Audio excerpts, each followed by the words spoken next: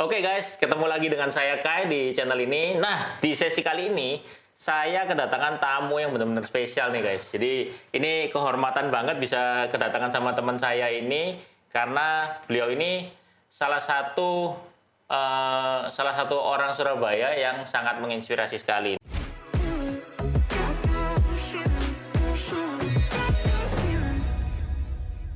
Sebelumnya tapi aku pengen cerita dulu guys, kenapa kok aku membuat segmen baru ini. Jadi memang nantinya kedepannya di YouTube Kai ini bakal ada segmen baru yaitu podcast. Karena di sini aku pengen teman-teman juga, selain saya dapat sharingnya juga, teman-teman juga bisa dapat sharing mengenai sosok-sosok inspiratif yang menurut saya inspiratif dan semoga bisa menginspirasi teman-teman juga. Mantap. Jadi di tema kali ini kita akan ada temanya yaitu Surabaya Art Heroes. Kenapa kok Surabaya Art Heroes? Karena di sini saya pengen ngumpulin teman-teman dari Surabaya termasuk Bro Abi juga untuk bisa bercerita mengenai perjalanan karirnya sampai sekarang ini. Nah, langsung aja mungkin boleh dikenalin dulu Bro. Siapa Anda? Oke. Gitu. Siap. Yang pertama thank you kesempatannya aku. Thank you. Sudah boleh diajak ke podcastnya. Ya, Sama-sama, kehormatan buat aku Bro. Ya, it's an honor. Iya. Oke, aku Abinaraan. Biasa dipanggil orang-orang memanggilku Abi. Oke. Aku dari Surabaya juga dan aku wildlife filmmaker. Wildlife filmmaker. Ini dia guys. Jadi kenapa salah satu alasannya kok saya undang Bro Abi ini, aku panggilnya Bro aja ya? Ya boleh. Biar enak Bro. Bro Abi ini karena menurutku genre yang Bro Abi pilih ini adalah genre yang nggak populer guys. Jadi kalau dari teman-teman kan pasti kalau belajar film atau belajar video lah ya, yang paling gampang belajar video itu pasti masuknya antara ke wedding atau ke iklan kayak gitu-gitu. Tapi Bro Abi malah masuk ke situ. Nah, mungkin by the way aku juga mau info juga guys. Bro Abi ini punya salah satu prestasi yang bikin saya ngefans banget jujur. Jadi dia sebagai wildlife filmmaker, karyanya dia bahkan baru-baru ini sempat masuk di Netflix guys. Jadi kalian bisa bayangin nggak ya? Bangganya kayak gimana karya kalian bisa masuk di Netflix itu gila banget sih bro. Nah mungkin sebelumnya bisa diceritain nih kesibukannya sekarang apa aja bro? Oke, kalau kesibukan aku setiap harinya pasti filming. Oke. Di samping itu aku juga running sebuah side hustling, bikin rental alat-alat sinema, alat sinema kayak kamera sinema, lensa sinema, gitu-gitu sih. Dan di Surabaya, base-nya di Surabaya. Base-nya Surabaya. Iya. Oh ya, by the way Abi juga asli orang Surabaya. Iya. Jadi itu kenapa kita undangnya Surabaya Art Heroes, ada Abinya di sini. Iya, gitu. betul. Nah, by the way bisa diceritain Bi, sebelumnya kok bisa kenal dunia videografi itu kayak gimana bro asalnya? Oke, jadi awalnya aku sebenarnya main video itu nggak yang lama banget, enggak. Sebenarnya aku juga baru-baru aja, bisa dibilang baru-baru aja, under 10 tahunan lah. Dari tahun berapa kira-kira? Kira-kira 2012 awal aku masuk kuliah, hampir aku masuk kuliah itu lumayan. Baru aku pegang, maksudnya itu baru aku kenal pertama kali kamera ya istilahnya. Waktu kuliah berarti? Iya. Sebelum kuliah lah, sebelum kuliah. Aku kuliah 2014. Okay. Sebelum kuliah itu aku udah pegang-pegang kamera, udah mulai bikin video. Nah, kenapa? Awalnya itu aku malah sebenarnya aku punya kerjaan dari awal. Ketika aku SMA itu aku sering banget outdoor activity. Oke. Jadi kayak jalan-jalan, naik gunung, rafting, terus habis itu rock climbing kayak gitu-gitu. Nah, aku tekuni terus kegiatanku itu, aku tekuni terus sampai akhirnya aku kuliah. Nah, di kuliah karena kuliahku di kampus bisnis. Iya. Kuliahku di kampus bisnis, jadi mahasiswanya dituntut punya bisnis waktu itu.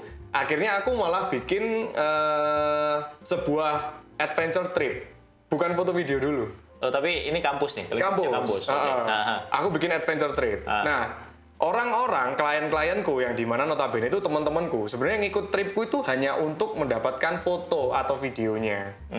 Yang dimana terus aku akhirnya mikir, oh bisa nih, ini bisa jadi edit value.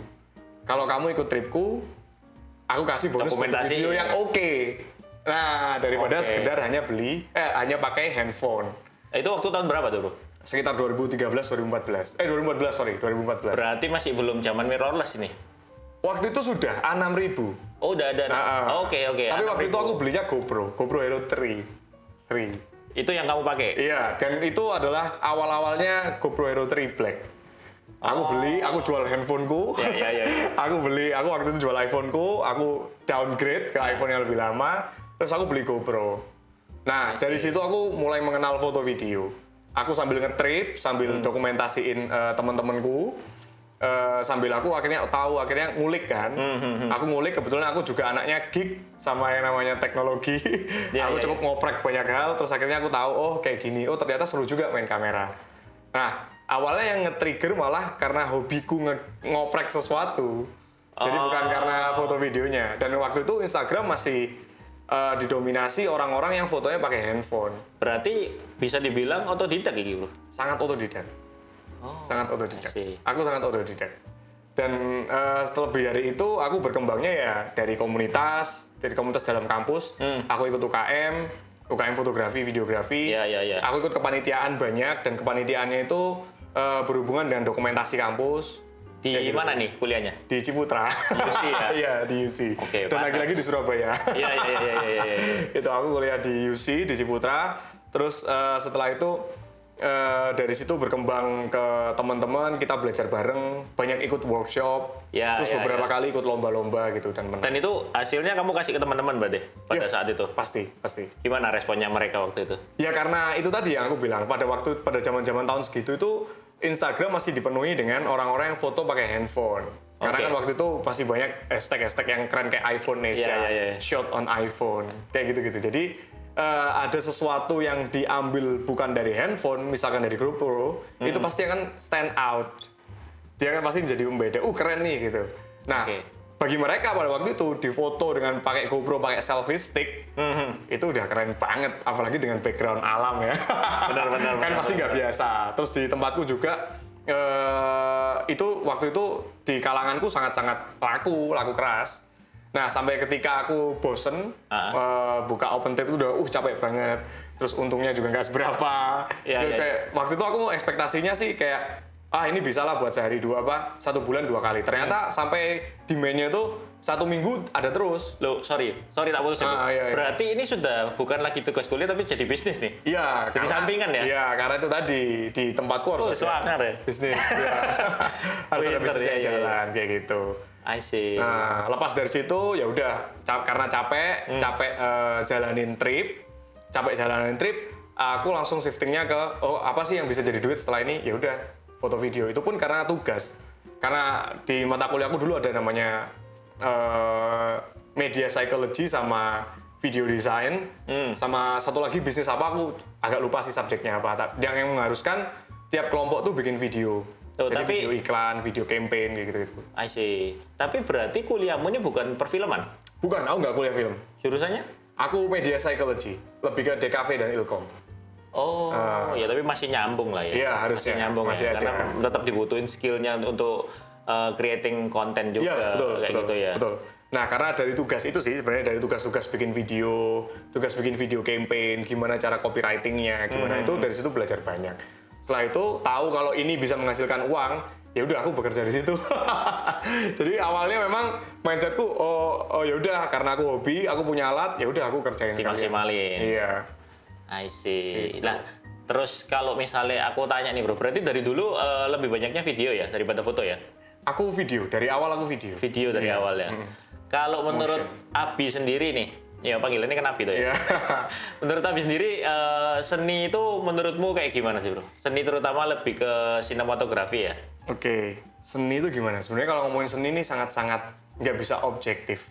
Sangat-sangat subjektif. Ya, menurut personal aja. Iya, menurut personalku, seni ini apa ya? Ketika mungkin lebih mirip sedikit ke apa ya?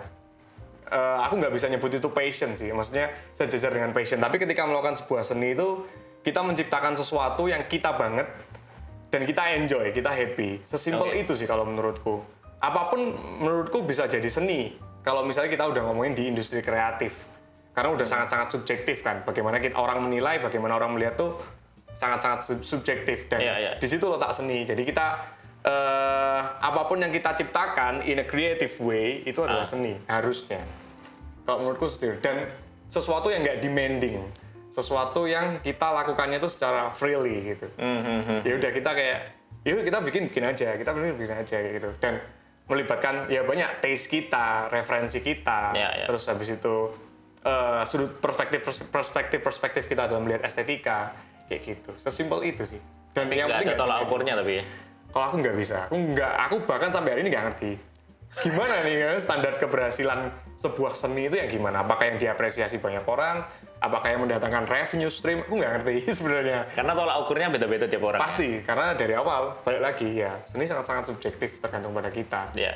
As long as we've been through the creative ways, in a creative ways ya, udah. Ya itu seni. Ya kita membuat sebuah seni. Oke. Nah tapi kalau dari kamu sendiri bro, ada nggak kira-kira sosok yang inspiratif? Jadi dalam kamu berkarya kan biasanya kalau kita sebagai orang seni itu pasti kan kita awalnya mencontoh dulu ya. Kita punya idola atau kita punya panutan lah gampangnya. Kira-kira ada nggak dari Abi sendiri? Kalau aku cukup banyak orang yang bisa diidolakan sebenarnya. Cukup banyak orang yang dalam prosesku berkarya selama ini, orang-orang ini yang reshaping taste-ku, yang reshaping referensiku itu banyak. Menarik nih, aku penasaran. Banyak. Yang pertama adalah orang yang aku lihat pertama dalam film yaitu David Attenborough. David Attenborough itu ya dia orang UK. Dia adalah aku bisa bilang dia sosok yang sangat sosok yang sangat vokal atau sosok yang sangat legend di dunia documentary filmmaking. Dan dia orangnya keren sih. Dia hampir di semua film yang keren ada dia. Oke. David Attenborough. Terus yang kedua, aku suka kalau misalnya kita ngomongin secara hasil, aku sangat suka Emmanuel Lubezki. Luar semua ya? Iya, luar. Aku sangat suka Emmanuel Lubezki, terus Alfonso Cuarón. Itu sangat-sangat, menurutku itu sangat-sangat fine art kalau Alfonso Cuarón. Tapi ya itu tadi, karena seiring berjalannya waktu kan sesuatu yang mereshaping kita itu nggak hanya dari disiplin seni kan, tapi kan masih dari multidisiplin. Banyak juga orang-orang keren yang membantuku untuk menemukan, oh gini loh caranya sudut pandang bersikap, itu banyak juga. Nah itu tuh yang aku sebenarnya pengen tahu juga, kan namanya inspirasi bisa datang dari mana aja. Iya betul. Nggak cuman kalau memang untuk visualnya mungkin mereka yang kamu sebutin tadi, tapi dari tempat lain kayak ada nggak source of inspirationmu yang ya itu tadi bikin reshape kamu sampai sekarang?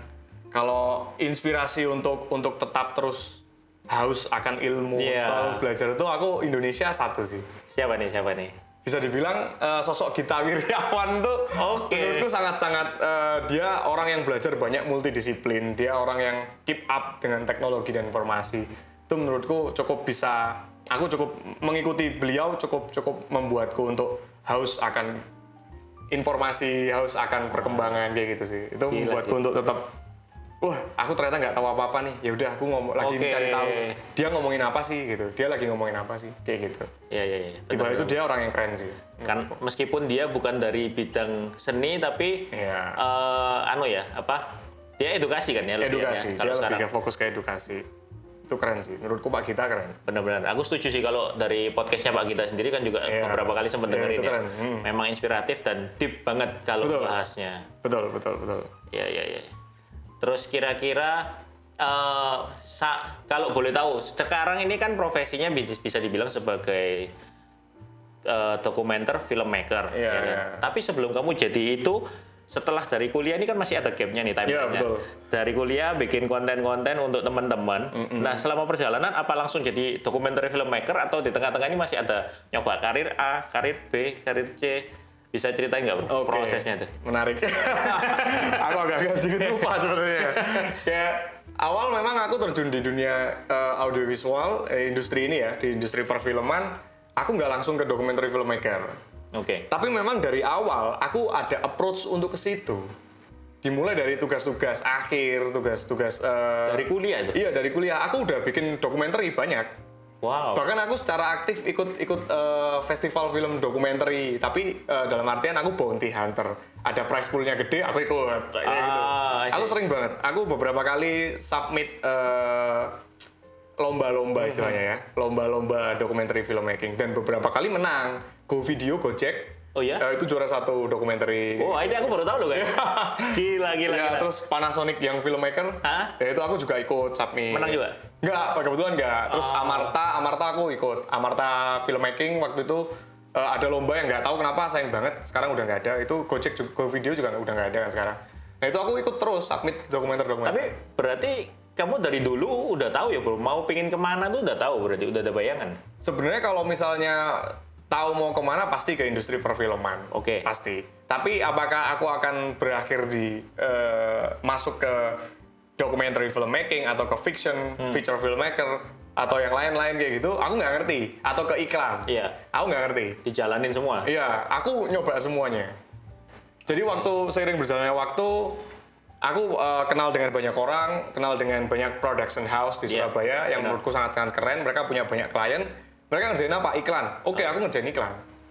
Aku running banyak iklan. Sampai hari ini pun sebenarnya kalau misalnya aku masih mengerjakan iklan. Ya karena berhubungan dengan rental juga ya? Betul. Aku masih mengerjakan iklan, kebetulan. Tapi kalau misalnya ditanya main professionnya apa, pasti aku wildlife filmmaking.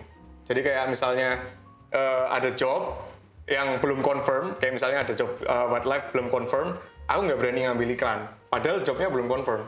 Aku nggak berani nih ngambil job. Soalnya kamu pengen lebih ngutamain yang dokumenter itu. Top priority-nya adalah itu, gitu. I see. Oh jarang loh. Jujur maksudnya dari teman-teman, apalagi abis diri kan juga. Bro, kamu tahun berapa bro? Kelahiran? 95. 95. Tahun 95 dan maksudnya dengan posisi sekarang udah tahu arahnya kemana dan udah ada bayangan lah meskipun kamu masih mencoba kan. Iya. Tapi udah ada bayangan kemana itu aku salut banget sih. Oh, thank you. Serius. Ini bukan gara-gara podcast ya, tapi aku beneran salut sih. Karena aku sendiri dulu waktu zaman masih kecil mau jadi apa juga masih nggak tahu gitu. Iya. Kayak gitu. Nah, terus ini nih yang mungkin dari teman-teman pasti paling ditunggu-tunggu sebenarnya. Gimana sih ceritanya kok tahu-tahu bisa masuk di Netflix itu? Ceritanya kayak gimana, bro? Itu sebuah kebetulan. Aku juga ingin tahu sih sebenarnya, ini personal ini. Kebetulan plus privilege. Oh ya? Iya. Kalau sebenarnya aku nggak ini sih, nggak yang gimana gitu, nggak. Tapi maksudnya bisa masuk ke dalam situ tuh sebenarnya ada satu temenku yang ngajakin. Dia namanya Kelvin. Kelvin ini kerja sebagai fixer. Fixer, oke. Jadi di industri perfilman itu ada yang namanya fixer. Nah, fixer itu apa job desk? Jadi fixer ini job desk-nya adalah dia yang mengatur atau mengelola atau ngurusin segala jenis permit yang dibutuhkan ketika kita mau syuting film. Oke. Misal ada salah satu stasiun TV dari mana? Let's say dari Jerman. Dia dari Germany syuting ke Indonesia, kan dia nggak bisa langsung syuting tuh. Dan dia nggak ngerti sistematika untuk dapat legal paperwork syuting itu seperti apa di Indonesia. Oke. Di situ tugasnya fixer ada. Berarti semacam agency, beda? Kalau fixer ini lebih ke urusan birokrasi harusnya. Oh. Jadi kayak misalnya, ternyata perlu izin ke wali kota apa. Nah, fixer yang ngurus. Dia ternyata perlu izin ke badan misalnya ke Dispora. Fixer yang maju. Ternyata perlu izin ke RT RW, fixer yang maju. Jadi paperwork-nya itu fixer. Termasuk ketika ada yang dari Jerman, misalkan production house-nya dari Jerman, dia datang ke Indonesia, dia bawa alat. Itu kan nggak bisa alatnya masuk itu secara dia juga. Kan ada namanya karnet izin sementara. Itu fixer yang tugasnya. Nah, kebetulan fixer yang tempat temanku kerja ini udah gede banget, memang udah terkenal. Dan kebetulan waktu itu ada project Netflix. Cuman dia nggak nge-state apa-apa ke aku. Dia cuman kita saling sharing karena cukup teman dekat. Kita berdua adalah orang-orang yang bergerak di dulu waktu aku ikut lomba-lomba film, aku sama dia. Waktu kuliah tuh. Dia juga maksudnya passion-nya di filmmaking. Iya, juga. pasti. Si Calvin ini akhirnya dia kerja di sebuah fixer house itu.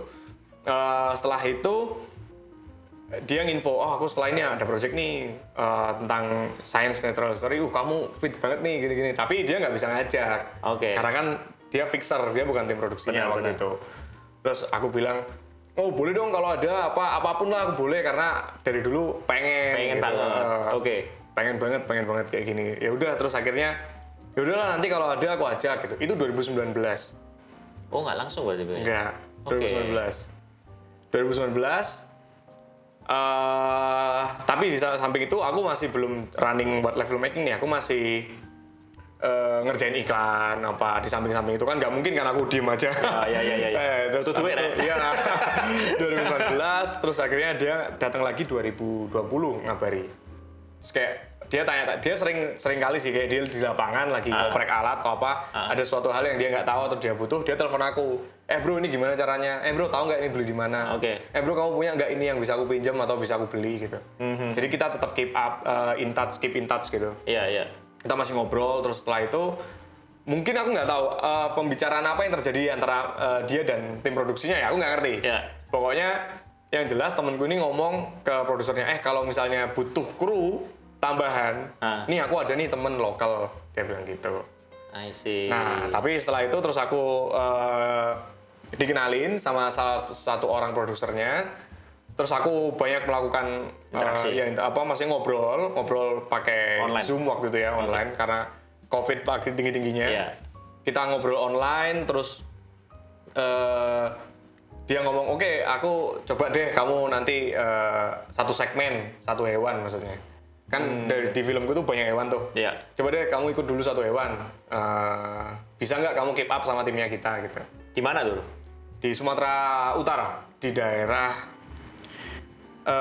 Bahorok. Maksudnya Bahorok ya. Iya. Bahorok. Di daerah Bahorok di Sumatera Utara, Medan. Di dekat sekitaran Medan. Nah, aku tes dulu, tapi sebelum itu ya seperti biasa aku wawancara dengan banyak orang. Seingatku ada 4 orang. Aku melakukan video call dengan 4 orang, telepon conference call. Dari timnya mereka ya? Iya, kayak tanya, "Oh, kamu ngapain nih gini?" Ya aku jelasin apa adanya. Aku sangat tertarik dengan dokumenter wildlife dan lain-lain, tapi aku nggak pernah punya akses untuk ke situ. Oke. Oh, jadi kamu cerita apa adanya? Iya, memang aku nggak pernah punya akses untuk ke situ karena yang pertama Indonesia jarang memproduksi film serupa. Yang kedua aku memang nggak ada di circle itu. Circleku pasti film feature dan iklan. Iya. Yang dimana mostly iklan. Benar. Jadi kerjaku iklan gitu. Tapi aku ada willingness untuk masuk ke situ. Terus aku wawancara dengan 2 orang, 3 orang, 4 orang, baru habis itu berangkat. Ya udah berangkat terus akhirnya nyoba dulu sih, kayak mereka kayak probation gitu mungkin ya. Aku nggak tahu, aku nangkepnya mungkin kayak probation dulu lah, kamu coba sekitar 3 minggu paling. Setelah itu setelah 3 minggu pulang, terus mereka mungkin merasa oh ya udah cocok nih gitu, ikutin aja sekali karena memang dari awal aku ngomong, aku pengen belajar gitu. Tapi sorry bro, itu dibayar atau kamu cuma diakomodasiin doang? Professionally paid, ya dibayar secara profesional. Dibayar juga, jadi meskipun probation tapi tetap mereka juga kasih upah lah ya? Iya pasti. I see. Ya, setelah itu kan aku waktu itu kan berlangsungnya kayak sekitar Desember gitu. Terus cuma berapa minggu, 3 minggu aku pulang lagi untuk libur Natal. Libur Natal tanggal 1 Januari aku berangkat. Yang dimana berangkatnya setelah itu aku pulangnya nggak tahu kapan. Karena aku juga nggak tanya dan mereka juga ngasih tahu aku pulang kapan. Jadi kamu jadwal yang masuk terus gimana bro? Oh nggak ada, kebetulan waktu itu karena aku terakhir nerima job itu bulan November akhir. Desember memang aku dedicated untuk itu, untuk yang tadi. Ngosongin berarti? Ya. Nah Januari sampai yang lain-lain aku belum ambil jadwal karena kan aku di hutan sebelumnya. Jadi mungkin ada orang yang kontak, aku nggak ngerti juga. Itu 2020 ya? Ya aku ingat banget sih, soalnya waktu itu aku lihat udah jarang update status kan. Iya, hilang. Balik-balik, yang hilang bukan cuma orangnya tapi berat badannya juga hilang kan? Betul. Itu drastis banget tuh. Tapi karena memang kenapa waktu itu aku tiba-tiba kayak hilang. Karena memang ada NDA kita itu sebenarnya. Kita nggak boleh jelasin kita ngapain kemana. Lagian kan nggak penting juga aku upload di story terus aku ada project Netflix itu kan nggak mungkin. Waktu itu yang aku ingat pertama adalah ketika Januari aku balik lagi untuk yang lama banget tuh. Aku cuma ngasih tahu ke story aja aku bakal away sekian months. Iya, aku sempat lihat. Terus tapi side hustlingku masih buka. Aku bilang rentalku masih jalan, kontak personnya ini. Jadi kalau misalnya apa bisa langsung masih hubungi bisa. mereka. Bukan ke aku gitu. Siap. By the way guys, aku mau jelasin dikit. Jadi tadi kita sempat ngomong ada yang namanya NDA kan. Buat teman-teman yang nggak tahu, jadi NDA itu adalah non-disclosure agreement. Jadi itu adalah kontrak kerja gampangannya. Kontrak kerja yang dimana kalau kita kerjasama kita kerja secara komersial atau profesional, itu biasanya ada kontrak kerja yang dimana kita nggak boleh publish apa-apa. Iya, betul. Sebelum itu, iya betul ya bro? Betul. Mungkin dari expertnya yang jelasin bro. Iya, tapi betul. Kurang lebih seperti itu. Jadi bahkan kita nggak boleh nge-state kita projectnya apa. Benar. Jadi waktu itu aku cuman izin tuh pamit ke partnerku rental, aku bilang, oh aku mau ada project syuting. Yang dimana syutingnya aku ngawur Nat Geo, aku bilang gitu. Nggak ngomong ya? Ngawur ya. Jadi waktu aku pergi tuh teman-temanku ini yang ngomongin, oh habis syuting Nat Geo, padahal bukan Ya, Nat Geo. ya. Ada yang bilang aku isolasi COVID lah, ada yang bilang apa tapi Jadi gosip lah. iya banyak. Karena nggak ada yang bilang, aku cuman bilang ke 3 orang. I see. Even ke orang tua aku nggak bilang, aku cuma bilang, Oh, iya? aku ada kerja gitu. Kali ini kerjanya agak remote, jadi sinyalnya terbatas, aku bilang gitu. Mungkin aku akan hubungi mama papa 1 minggu sekali. Aku bilang gitu. Boleh ya? Kebetulan boleh ya. Asik. Kebetulan Orang tuanya boleh. keren berarti kan? Ya orang tua aku sangat biarin. Ya, Udah open nggak ya. apa ya. Nggak apa-apa Oke, saya oke. kerja. Dan waktu itu memang nggak ngerti mereka kalau aku kerjanya di hutan. Itu berapa lama berarti total? Yang sesi kedua itu aku berangkat Januari, pulang Agustus. 8 bulan. What? Wih, segitu suwe nih? Ya. Dan itu terbilang sebentar sih, karena biasanya bikin film kayak gini tuh sampai 2 tahun. Apa? Nah ini bro, apa yang bikin prosesnya begitu lama? Tapi by the way ini aku disclaimer dulu. Jadi berhubung kita bahasnya tadi NDA juga, jadi apa yang boleh kamu share aja. Tapi kalau memang aku pertanyaanku ada yang nggak boleh di-share, nggak usah dijawab, nggak apa-apa. Oke, no. Karena proyeknya udah berjalan harusnya boleh. Oke. Udah selesai kan, udah rilis juga. Oke. Apa yang bikin begitu lama? Yang bikin begitu lama adalah yang kita cari itu sesuatu yang behavioral. Yang dimana namanya behavioral nggak setiap hari muncul. Misal yang kita cari adalah monyet rebutan tempat tidur dengan lutung. Kapan kita bisa tahu dia tidur? Kalau dia tidur kan pasti ada natural cycle-nya kan. Kapan dia tidur ada jamnya. Tapi apakah dia tidur berdekatan dengan kawanan lutung? Belum tentu. Dan apakah mereka saling mengganggu? Belum tentu. Jadi itu yang bikin lama. harus nunggu ya. Betul. Berarti sebelumnya kamu kayak ada paperwork dulu dong, belajarin kayak behaviornya animal ini kayak gimana, Pasti. gitu. Dari mereka ada safety brief juga sebenarnya. Jadi precaution banyak hal tentang precaution kayak misalnya nanti di hutan ini ada bahaya ini. Jadi kamu harus pakai pakaian seperti ini, bawa lotion ini, bawa ini.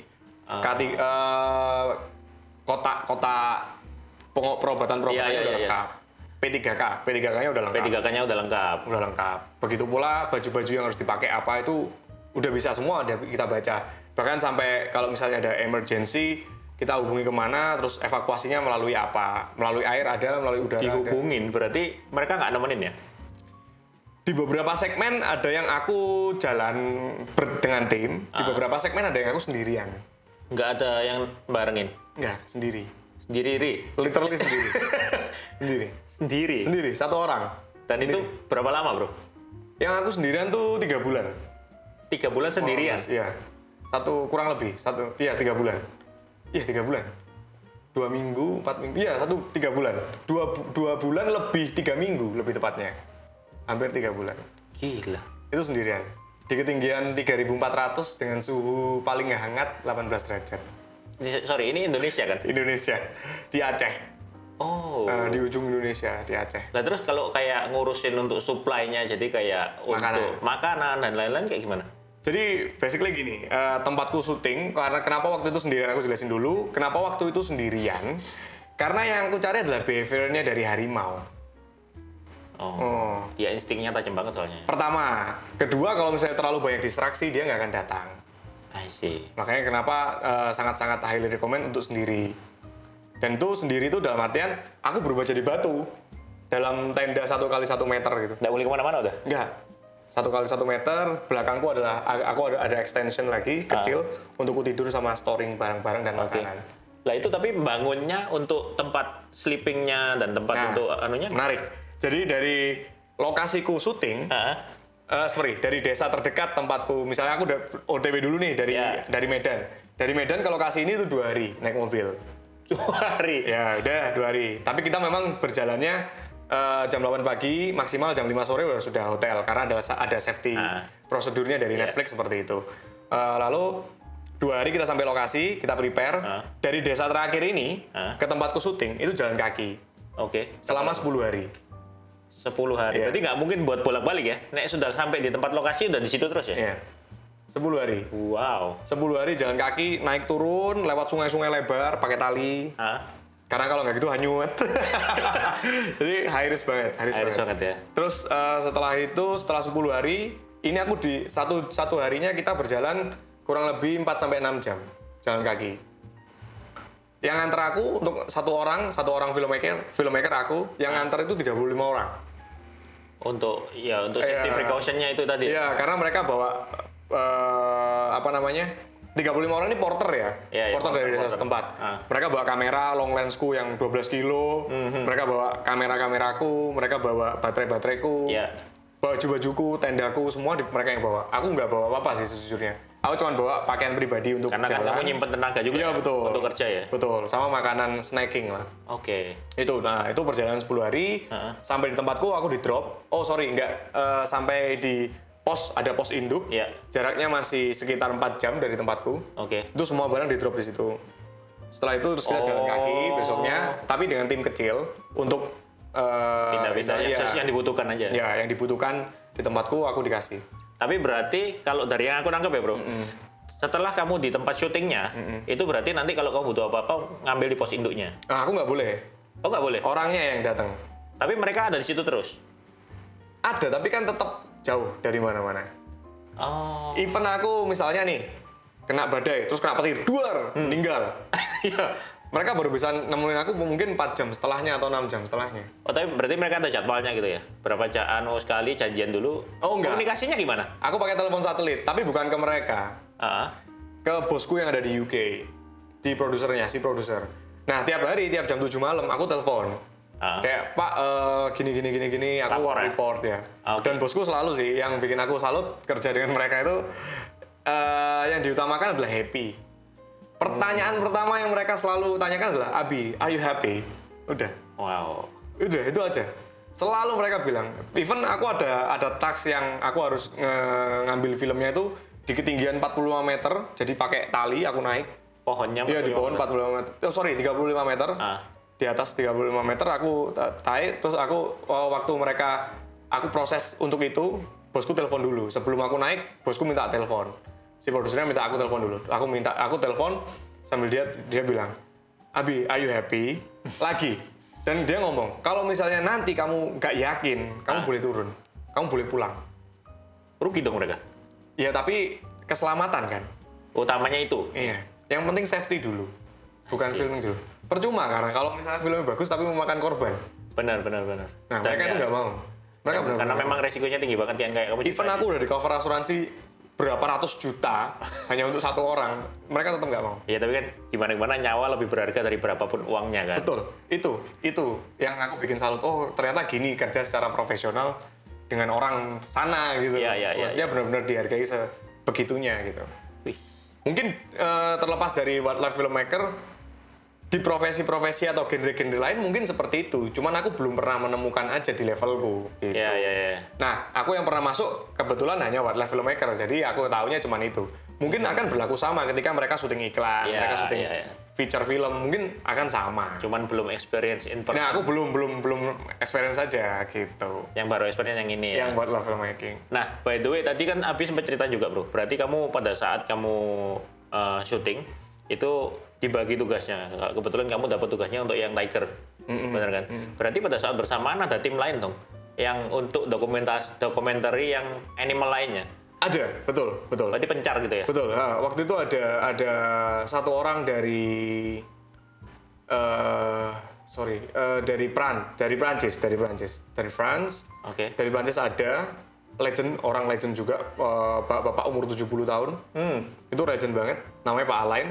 Oke. Terus setelah itu ada dari Jerman, namanya Bjorn waktu itu syuting apa ya? Waktu itu dia syuting ikan. Iya. Dia syuting ikan, Pak Alan syuting burung rangkong.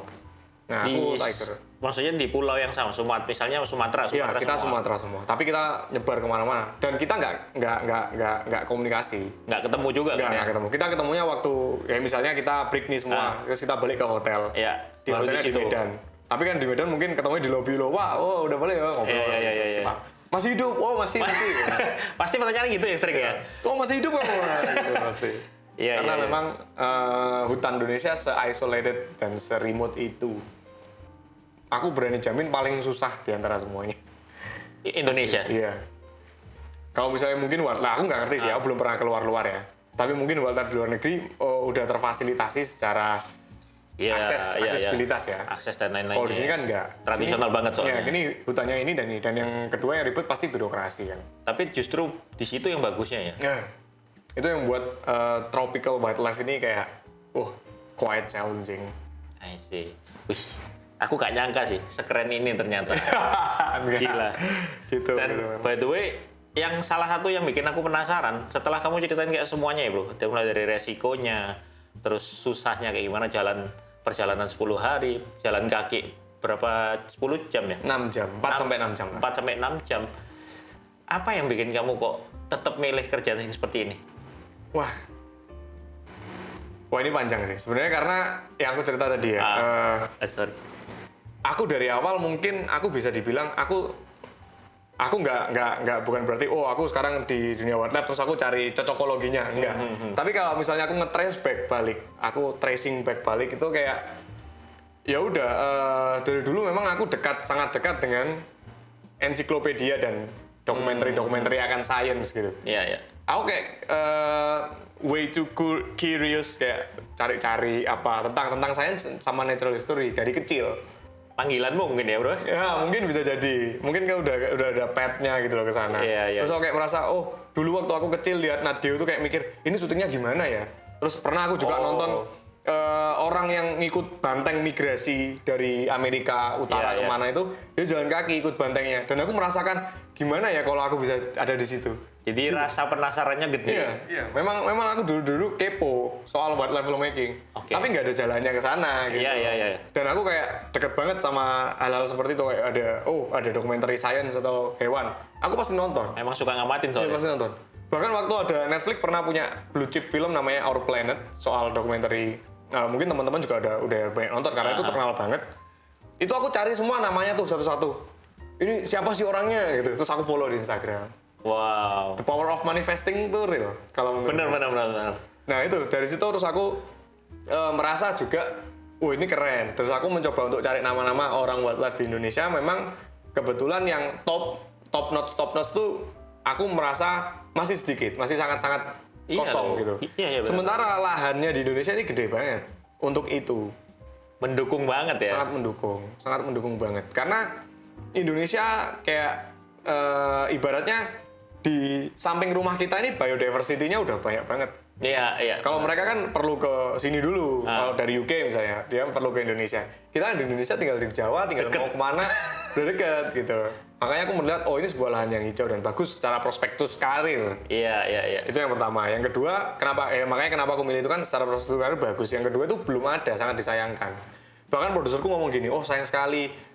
Belum banyak nama yang yang keren-keren dari Indonesia yang notable gitu loh, dapat award. Mungkin ada seniorku banyak banget tuh di wildlife filmmaking, tapi tetap bagaimanapun mungkin orang sana kurang ada yang ini nih punya inovasi yang keren di bidang wildlife, punya catatan penemuan yang di bidang wildlife itu belum ada. Makanya si produserku juga bilang sih, aku pengen sih setelah sekian lama aku berkarir di dunia wildlife filmmaking ini, aku paling nggak punya satu orang lah nama native gitu dari Indonesia. Dia bilang gitu. Makanya, by the way, kamu ngomong gitu berarti kemarin tim yang Indonesia cuma kamu doang loh? Banyak sebenarnya. Tapi kan partnya nggak hanya di filmmaking. Maksudnya filmmaker adalah semua kru. Krunya, iya. Bahkan yang nganter barang adalah filmmaker. Kalau menurut gue ya, mereka deserve to mention gitu. Jadi mereka sangat berhak untuk masuk credit title karena mereka juga filmmaker. Karena tim kan ya. Betul. Nah, banyak sebenarnya. Porter, fixer, field producer, field director itu orang Indonesia semua. I see. Banyak. Indonesia udah banyak orang keren. Cuman jarang ke expose ya. Betul. Nah, makanya dengan ini semoga bisa terekspos kan. Wah, ini benar banget salah satu jalan ya. Iya. Karena talent di Indonesia, apalagi di Surabaya itu banyak banget. Tapi sayangnya jarang yang mention sih. Iya. Tapi ini gila sih, main blown banget bro. Aku baru, apalagi kan nggak banyak kenalan dari teman-teman yang genrenya nggak populer. Iya betul. Sangat nggak populer. Karena niche banget. Yang kamu pilih benar-benar niche sih, kayak betul. jauh dari bayangan orang-orang tentang impian. Oh, filmmaker itu keren, filmmaker itu ya keren sih. Cuman maksudnya filmmaker itu bikin Hollywood, kayak gitu-gitu. Iya, betul. Kalau ini betul. beda jauh dari bayanganku. Iya, betul. Karena memang gini, kita let's say documentary filmmaking itu aja udah sangat-sangat unpopular. Benar. Nah, apalagi wildlife filmmaking. Wildlife filmmaking sangat quite unpopular gitu. Sangat lebih niche lagi ya. Sangat nggak populer, apalagi di Indonesia ya. Mungkin kalau misalnya kita di Eropa, yang dimana negaranya banyak membahas soal global warming, climate change, dan lain biodiversity, itu udah makanan sehari-hari yang menjadikan wildlife filmmaking itu udah biasa. Itu adalah sebuah hal yang sangat dapat panggung gitu di sana. Meanwhile di Indonesia kita kaya akan biodiversity-nya. Kita banyak objek-objek yang bisa kita angkat gitu tentang di wildlife. Tapi genrenya nggak populer. Karena itu tadi balik lagi memproduksi satu wildlife itu sangat-sangat mahal. Effortnya luar biasa soalnya. Dan mahal. Itu yang perlu diketahui. Nah, berhubungan dengan mahal nih. Aku boleh nggak bro? Ini agak sensitif ya. Tapi kalau memang boleh dijawab. Boleh dibantu jawab, kalau memang nggak boleh nggak apa-apa. Oke. Untuk masalah tadi dengan resiko setinggi itu, kira-kira untuk fee-nya apakah worth it? Kalau aku apakah karena fee-nya, penting juga kan ya, kita jadi sebagai seniman memang ya impian memang utama ya. Betul. Tapi nggak bohong juga kita butuh duitnya juga kan. Betul. Nah kira-kira mungkin boleh di-sharing. Kalau worth it, sangat worth it. Oke. Tapi kalau misalnya dibandingkan dengan semua resikonya, ya nggak akan ada harganya. Kalau aku sejauh, dia mengcover asuransi, aku pasti go for it, go with it, aku pasti. Karena kamu memang passionate di situ. Iya. Bahkan ketika ya tadi bilang awal aku menginjakkan kaki di sesi kedua, aku udah nggak bilang ke diriku sendiri, aku bakal pulang kapan tapi rumahku ini. Aku udah kayak gitu, udah iman ya, mungkin iman ya. Tapi kalau misalnya apakah fee-nya worth it? Worth it. Boleh kasih bocor nggak? Rentangnya aja. Rentangnya seberapa? Range. Kalau boleh loh bro, kalau boleh. Kalau nggak boleh ya nggak apa-apa. Kira-kira aja ya, kira-kira. Perumpamaan. Mungkin cukup lah untuk beli kopi kenangan. Kopi kenangan. Franchise-nya nih mas. Segitulah pokoknya. Yang pasti worth it lah ya. Worth it. Ya pokoknya itu terus ditambah asuransi, ditambah kita ada travel fees, istilahnya kayak uang untuk makan dan jalan-jalan selama kita off project. Terus kita ada juga equipment fees, kayak kita beli-beli aparatus baju. Oh iya, ngomong-ngomong equipment, berarti equipment dari siapa? Ada yang aku bawa pribadi, dalam artian dihitung sewa. Ya. Ada yang mereka bawa import sementara dari UK. Nah, yang menurutku funny adalah aku gimana pun jiwa untuk mencari cuannya ya, itu natural. Karena waktu itu ini sedikit hal yang produserku nggak tahu sebenarnya. Nggak apa-apa karena udah terjadi. Jadi waktu itu udah kayak FX6 baru keluar, dan waktu itu aku di segmen berikutnya setelah Harimau itu aku syuting Kukang Slow Loris. Itu butuh low light banget. Butuh low light banget, dan aku punya option cam untuk opsi yaitu FX6. Waktu itu bosku bilang, FX6 ini bagus gini. Netflix belum pernah bikin itu untuk produksi waktu itu.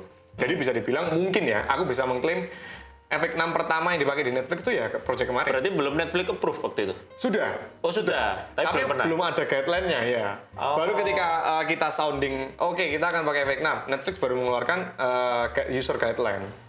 Jadi kayak nanti settingannya di mana, ini baru bikinkan. Salah satu pilot project nih. Iya, untuk FX6. Nah, waktu itu mereka mau kirim dari UK. Terus aku mikir, kekirim dari UK, sayang sekali, gini. Terus bosku, aku coba ngobrol lah ke Pak produserku. Pak, kalau misalnya FX6 yang pakai punya saya gimana? Padahal belum beli? Aku nggak punya. Aku nggak punya. Iya. Terus dia bilang, bagus, nggak apa-apa, kita nggak perlu kirim, ya udah kita hitung sewa aja ya. Baru dari situ aku telepon Sentra, add-on iklan. Iya. Aku telepon Koroni itu, kita kenal punya temen. Ya aku, kok boleh nggak kirim FX6-nya gini? Tapi aku bayarnya nanti ya. Iya boleh, udah ambil aja. Pinter. Tetap kayak gitu ya. Iya. Itu cukup hal yang lucu sih menurutku, tapi Tapi bener banget sih bro, kan ya idealis boleh lah, tapi harus realistis juga ya. Kita cari duit juga. Nah, tapi waktu itu memang aku kenapa menawarkan itu karena ada kemungkinan kalau misalnya aku udah turun gunung, sesi harimau udah selesai, sebenarnya bisa langsung lanjut ke Kukang. Tapi karena kameranya belum ada, jadi harus nunggu. Nah, daripada kita nunggu kamera dari UK lama, izinnya ribet, dia keluar kos lebih banyak. Aku mencoba menawarkan solusi. Jadi risetnya banyak ya, bukan cuma itu aja. Memang kebutuhannya lebih efisien. Ya aku ngomong, Pak boleh nggak kalau gini? Ternyata dia bilang, oke nggak apa-apa. Ya udah, terus aku itu tadi. Iya sih, aku baru inget karena kan ini buat Netflix ya, jadi kameranya ada standarnya juga ya. Ada guideline-nya juga. Nggak bisa kita bawa SLR sembarang gitu, nggak bisa juga. Sepertinya belum ya. Iya. Sebenarnya belum. Nah, itu sih yang aku sebenarnya cukup lucu gitu. Aduh ini ada kesempatan, ya udahlah gas gitu sih. Lah, equipmentnya berapa kilo tuh bro? Wah, Pak, kalau lensa, kalau misalnya aku tahu CN20, nama telenya ya, itu 50.000. Wow. Jadi panjangnya sekitar, aku bisa bilang hampir 1 meter lah. Hampir 1 meter? Iya, 1 meter, sama dengan ditambah dengan doubler dan lain-lain. Dan itu kamu posisi 35 meter di atas pohon? Iya. Yang nyetap berarti tim dulu ya? Jadi ada rigger namanya. Rigger ini dia nge-set up, dia memang bekerja secara profesional dan lagi-lagi orang Indonesia. Kerennya orang Indonesia. Dia tersertifikasi untuk tree climbing. Oke. Terus dia bikin platform. Karena waktu itu aku masih syuting di tempat lain, jadi nggak kelamaan kalau nunggu aku. Mereka pergi duluan, mereka set up tempat, platform. Lalu tempat itu kita tinggal selama beberapa bulan sembari aku siap ke situ. Agar tujuannya hewan-hewan udah teradaptasi dengan adanya platform itu yang di atas pohon. Mereka bisa kerasa ya kalau ada penghuni baru di... Oh, ada sesuatu yang menarik nih. Kalau misalnya mereka bisa kerasa nggak? Ada suatu ketika aku kangen nih dengan rumah. Di tengah aku perjalanannya sendirian, aku mencari harimau. Ada suatu waktu aku kangen dengan rumah. Terus dari waktu perbekalan makanan, aku tuh kayak mikirnya, wah nanti aku kalau kangen di rumah ngapain ya? Yaudahlah aku bawa rendang. Aku beli frozen food rendang di sebuah supermarket gitu di Medan. Aku beli frozen food. Itu kayak posisinya di minggu ketiga aku berdiam diri. Di minggu pertama, minggu kedua aku masih melihat rusa, kijang, berlarian, monyet-monyet, burung, masih banyak. Ketika aku masak rendang, besoknya udah nggak ada apa-apa. Sampai dengan seminggu atau 2 minggu. Sangat-sangat aneh. Aku telepon bosku, Pak, aneh banget ini, nggak ada apa ini. Oh iya, sangat strange ya. Apakah di bawah badai? Aku tanya, apakah badai di bawah? Karena kan aku di atas gunung. Apakah badai di bawah? Iya, kami akan coba cari tahu deh. Ke infonya di orang-orang bawah, apakah ada badai. Terus apakah ada poachers atau pemburu masuk ke daerah itu? Aku sangat-sangat aneh karena nggak ada hewan lari sama sekali. Ya ternyata the biggest distraction is myself. Karena kamu makan rendang tadi, berhubungan dengan Kan dagingnya. Bukan, tapi baunya. ketika iya betul. Jadi kayak aku memodifikasi apa yang seharusnya nggak pernah ada di situ. Itu gila sih. Memang alam bekerja sedemikian kompleks. Itu beneran. Aku masak rendang, terus nggak ada, sama sekali nggak ada hewan. Loh, tapi kamu bilang frozen ya, ada yang frozen kan? Padahal kamu di sana durasinya kan berbulan-bulan. Betul. Gimana caranya bisa tetap frozen? Waktu itu cuman karena dingin kan. 18 derajat. Bahkan aku kalau misalnya mau es teh, malam aku tinggal bikin, aku keluarin di luar tenda. besok udah beku, bener-bener beku. Beku. Aku ada banyak fotonya sih, tenda-tenda yang beku, terus boleh ya, nanti kita share sebagian ya. Undergrowth atau tumbuhan-tumbuhan yang udah kena es, sepatu karetku yang jadi es, gitu. Jadi es semua. Asalkan malam atau pagi dini hari dense banget embunnya, pasti paginya pasti jadi es semua. Kelihatan kok dari kasat mata gitu, semua ini es semua. Sepanjang mata memandang itu tumbuhan-tumbuhan gunung itu es jadi es semua. I see. Itu bagus banget sih. Jadi makanya aku betah. Kayak tiap hari itu kontemplasi. Satu hari 13 jam duduk, cuman duduk diem. Kan Koko tahu misalnya di YouTube teman-teman juga mungkin tahu ada yang 1 jam nggak ngapa-ngapain. Iya. Nah aku 13 jam nggak ngapa-ngapain. Bisa jadi konten ya? Iya. Ini kan 1 jam nggak ngapa-ngapain. Nah ini aku 13 jam nggak ngapa-ngapain. 13 jam dikali 3 bulan nggak ngapa-ngapain. Gila sih. Ini diem, cuman diem. Gitu mental masih aman ya bro?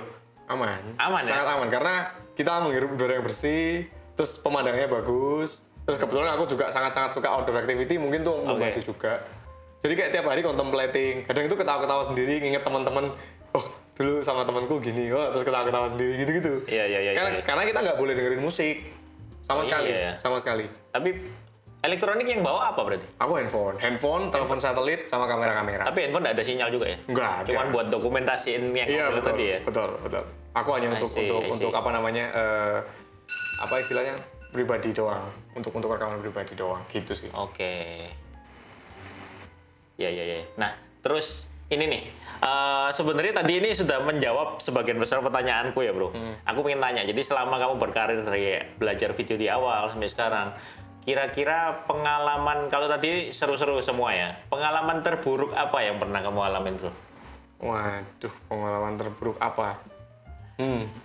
Kalau misalnya pengalaman terburuk Atau kalau misalnya susah, yang paling struggling deh selama kamu berkarir di kalau dibilang filmmaking. struggling sampai hari ini pun masih struggling karena aku freelance. Aku nggak ikut company manapun, jadi somehow aku hanya kayak nunggu callingan aja gitu, kayak pasif nunggu callingan. Tapi mungkin di sela-sela itu strugglingku adalah dengan cara ya udah, karena aku freelance, ibaratnya kantornya adalah aku sendiri.